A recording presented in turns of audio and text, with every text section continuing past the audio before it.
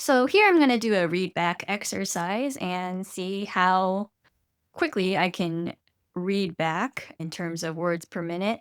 Here I'm going to only translate into steno what I've explicitly learned in Magnum Steno so far. It'll be interesting to see how this compares to after I finish the Magnum Steno textbook, which will also translate more of the articles, so it won't be a full comparison, but it'll still be interesting. So let's go. Fault lines. Why the height of college could future. Why the future of college could look like OnlyFans. Universities have become generic, one professor and former dean argues. In the AI era, students may demand something they can't get elsewhere. By J. Caspian King, May 12th. All right. Last week, I asked whether, as a 46-year-old father of two, I should keep contributing to my children's college funds or if perhaps uh, something of anti-establishment fervor convincing. I think so. Perhaps some convincing. A combination. Oh, yes. KBPB. I didn't see the P. Some combination of anti-establishment fervor, AI, and a shifting economy could save me some money. I don't have a tibbling? I don't have a tickle? Particularly. Ah, yes. Tick is particular. In Magnum Steno, this is particularly good answer yet. There's three's not one. There is the there's there there's no. At least. Yes. That one's tricky. That T somehow becomes at and then at least. At least not one good enough to inspire the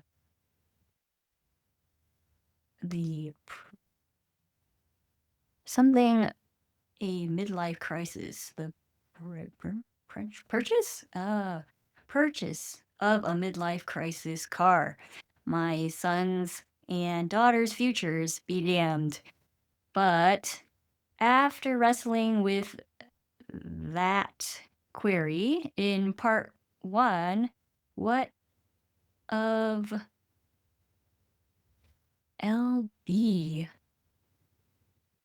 I series of LB. Will be. What of what? Yes. See, and this one just is reversed just because of the of that happens with of.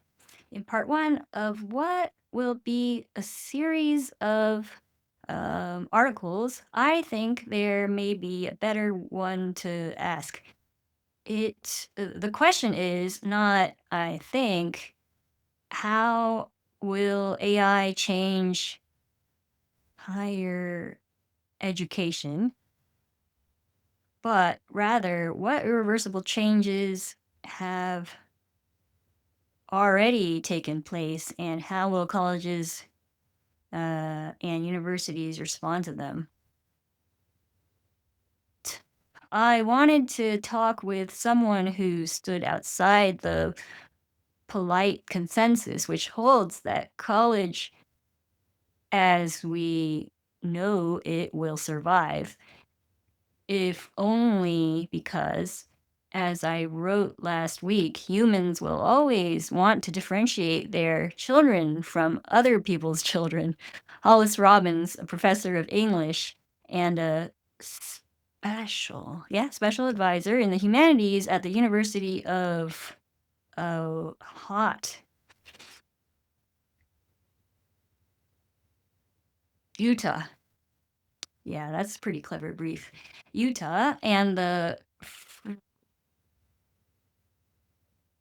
from former former, yes, this is former Dean of Arts and Humanities at Sonoma State University has been writing about I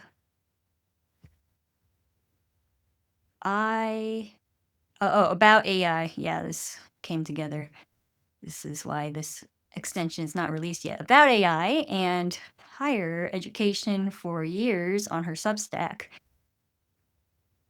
Doodle ball? Anecdotal value. Yes. Anecdotal value through her writing on the subject. Her own experiments with AI and her experience at both elite, private and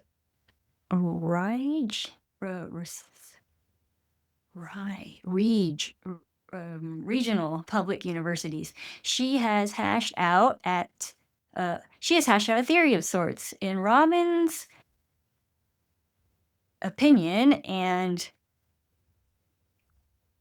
Cape compels excessively, yeah, and excessively bureaucratic, cre-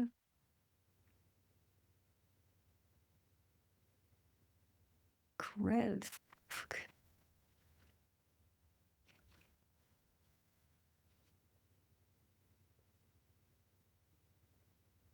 generic. Oh, yeah, increasingly, yeah.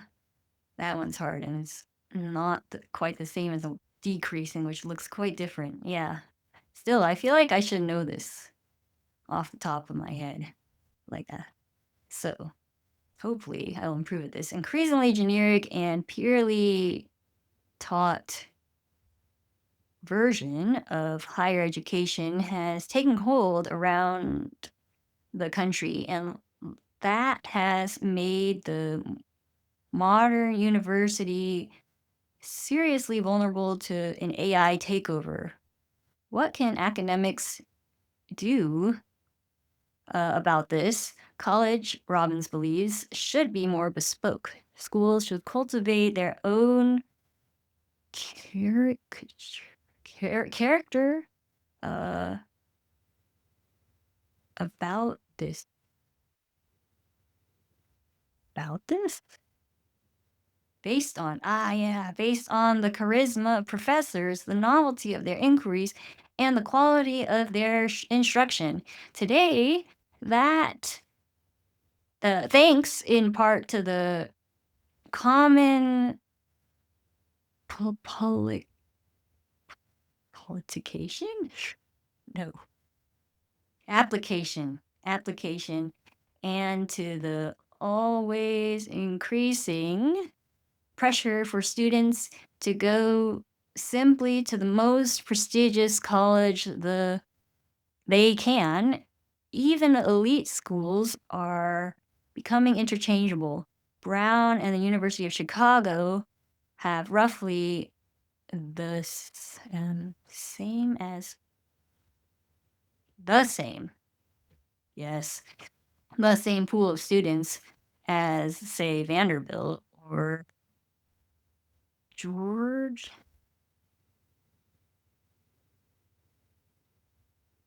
Uh, George. I don't think Georgia, or Georgia Tech. And once the unique essence of a school has been lost, and the curricula have have been have been standardized for maximum friendliness to students who are treated as customer kings, AI may come to seem like a plausible alternative. In this view, rampant AI, ASTZ, Assisted? Oh, AI assisted cheating. Rapidly declining Nate in the value of a Nate? Faith. Oh, yes. See, faith, Nate, TP, declining faith in the value of a college education and general Akita on the part of the nation's faculty are all symptoms of a larger sickness, an academy that has stripped of everything, that has been stripped of everything that once made it special. Yeah, all right. That felt like it took forever. Let's calculate. All right, so I just counted, and that was 485 words in 10 and a half minutes. So that was 46 words per minute, maybe 50 if you subtract out my commentary, but also maybe not because not everything was actually translated into the Steno language. So that's interesting. That's pretty slow, I feel. Definitely far off from normal reading speed, which should be at very least 120, if not 180. So found that pretty interesting. Hope you found it too. Maybe you gave it a try yourself while I was looking at it if you come from Magnum Steno. And I'll do this again in a few months after I finish the whole textbook, and I'll also be a few months into speed building by then. So it'll be interesting to see if I either naturally improve or maybe I'll decide to do this more often to get more fluent at readback. I'll probably especially do that if I convince myself it's actually useful for steno fluency. And yeah, so that's it for today. I actually recorded another video reviewing my thoughts on Magnum Steno theory and some of Allie's live theory class, but this readback part ended up taking so long, I decided to make it a separate video. So watch out for that theory video, and I will see you later.